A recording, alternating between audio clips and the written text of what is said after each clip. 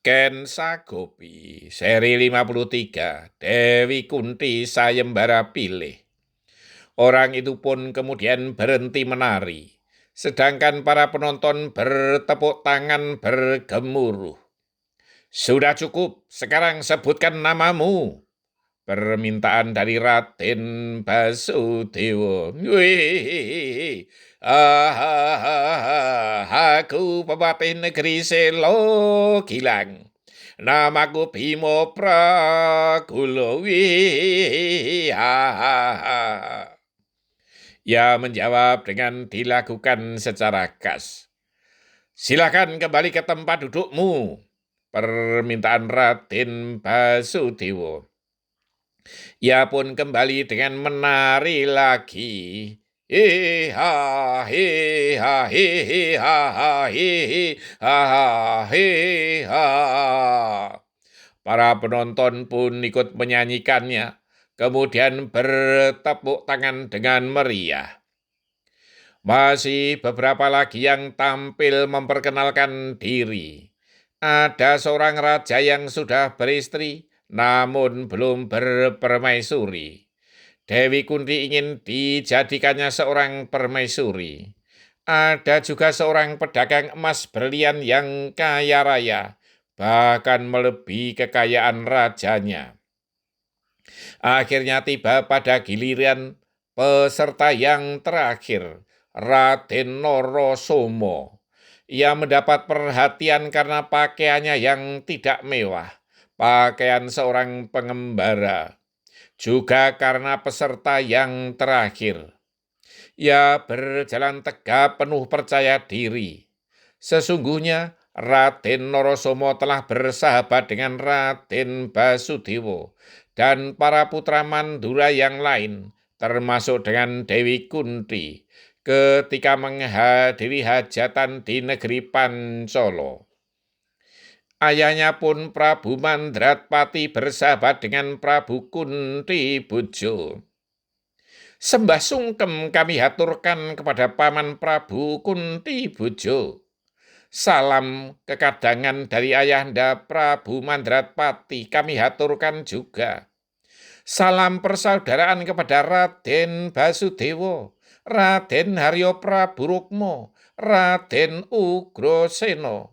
Salam juga untuk Nini Dewi Kunti. Raden Norosomo berhenti sejenak kemudian. Perkenalkan, aku putra mahkota kerajaan Mondoroko, Raden Norosomo. Tanpa mereka sadari, para peserta sayembara, bahkan para penonton yang mendengar ikut mengulang dan menirukan. Raden Norosomo dari Mondoroko. Negeri Mondoroko saat itu termasuk negeri yang besar dan kuat, sehingga negeri-negeri tetangga menaruh hormat kepada negeri itu. Tata laksana perkenalan para peserta sudah selesai. Kini Raden Basudewa meminta kepada seluruh peserta untuk maju berdiri berjajar di atas panggungan.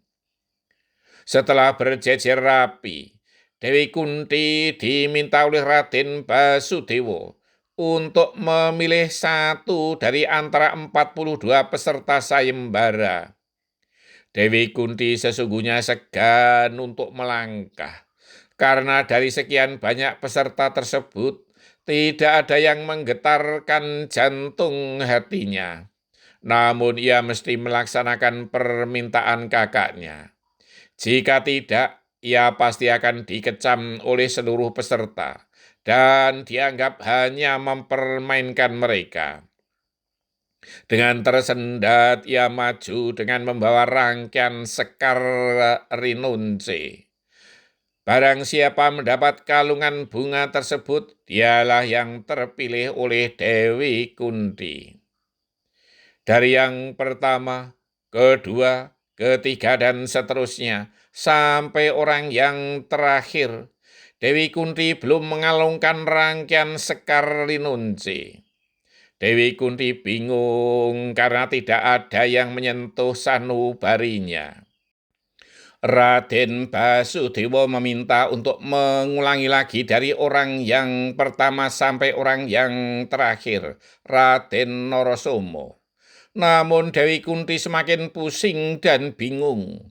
Ia kembali ke tempatnya lagi dan belum menentukan pilihan. Para peserta mulai gelisah dan bahkan ada yang mulai marah karena merasa dipermainkan. Para penonton pun juga berharap Dewi Kunti segera menentukan pilihan. Kembali Raden Basudewa meminta kepada adiknya, Dewi Kunti, untuk segera menentukan pilihan. Bersambung. Jodoh yang berdasarkan cinta, yang sejati, tidak bisa dipaksakan.